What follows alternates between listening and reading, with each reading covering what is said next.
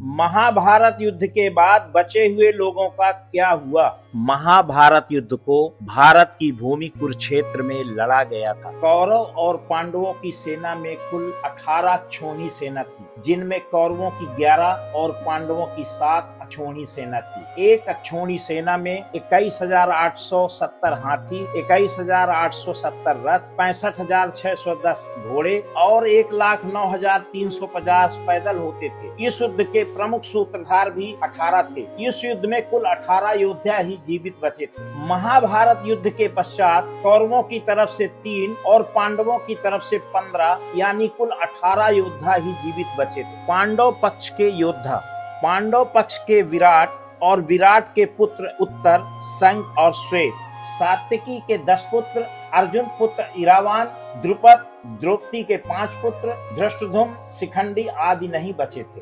कौरव पक्ष के योद्धा, महाभारत युद्ध में एकमात्र जीवित बचा कौरव युयुत्सु था।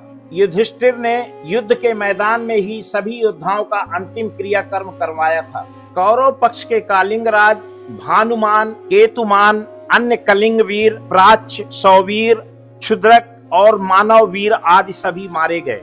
लाखों लोगों के मारे जाने के बाद लगभग 24,165 कौरव सैनिक लापता हो गए थे। महाभारत युद्ध की समाप्ति के बाद कृतवर्मा, कृपाचार्य, युयुत्सु, अश्वत्थामा, युधिष्ठिर, अर्जुन, भीम, नकुल, सहदेव, श्री कृष्ण, सात्यकी आदि जीवित बचे थे। इसके अलावा धृतराष्ट्र, द्रौपदी, गंधारी, विदुर, संजय, बलराम, श्री कृष्ण की पत्नियां आदि भी जीवित थे। इस युद्ध के प्रमुख सूत्रधार 18 थे, जिनके नाम इस प्रकार हैं: धृतराष्ट्र, दुर्योधन, दुशासन, कर्ण, शकुनी, भीष्म, द्रोण, कृपाचार्य, अश्वत्थामा, कृतवर्मा, श्री कृष्ण, युधिष्ठिर, भीम, अर्जुन, नकुल, सहदेव, द्रौपदी एवं विदुर। कृपाचार्य, महाभारत के युद्ध में कृपाचार्य बच गए क्योंकि उन्हें चिरंजीवी होने का वरदान था। कृपाचार्य अश्वत्थामा के मामा और कौरवों के कुलगुरु थे।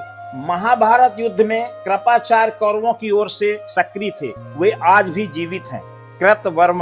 कृतवर्मा यादव थे और वह भोजराज हार्दिक के पुत्र तथा कौरव पक्ष के अतिरथी योद्धा थे। मथुरा पर आक्रमण के समय श्री कृष्ण ने कृतवर्मा को पूर्वी द्वार की रक्षा का भार सौंपा था।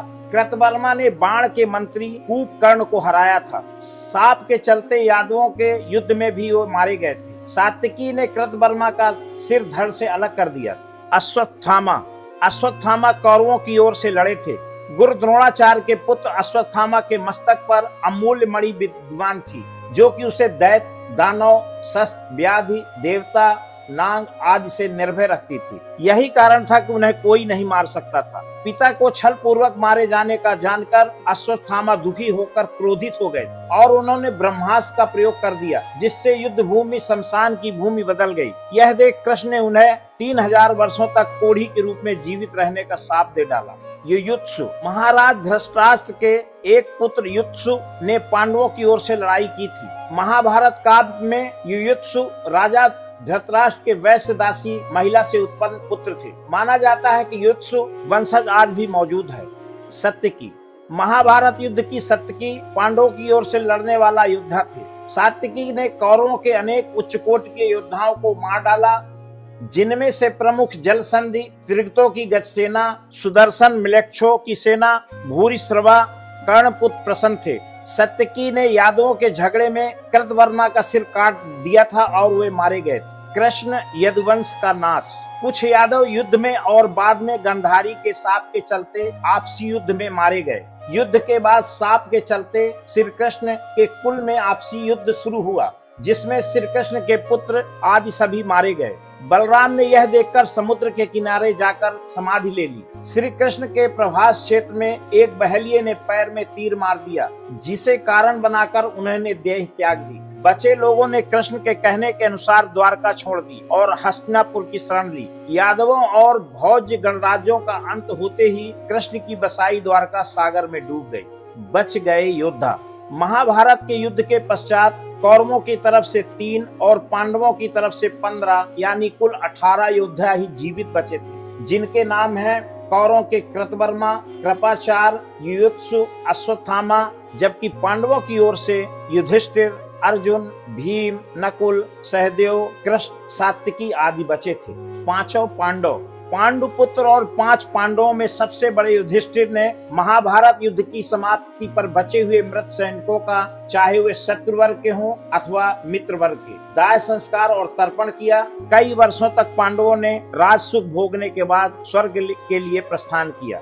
धृतराष्ट्र और गांधारी ने पांडवों के साथ रहते हुए 15 साल गुजार दिए। तब एक दिन भीष्म ने धृतराष्ट्र व गांधारी के सामने कुछ ऐसी बातें कह दी जिसे सुनकर उनके मन में बहुत शोक हुआ और दोनों वन चले गए। उनके साथ गांधारी, कुंती, विदुर और संजय भी वन में रहकर तप करने लगे। विदुर और संजय इनकी सेवा में लगे रहते और तपस्या किया करते। एक दिन युधिष्ठिर के वन में पधारने के बाद विदुर ने देह छोड़कर अपने प्राणों को युधिष्ठिर में समा दिया।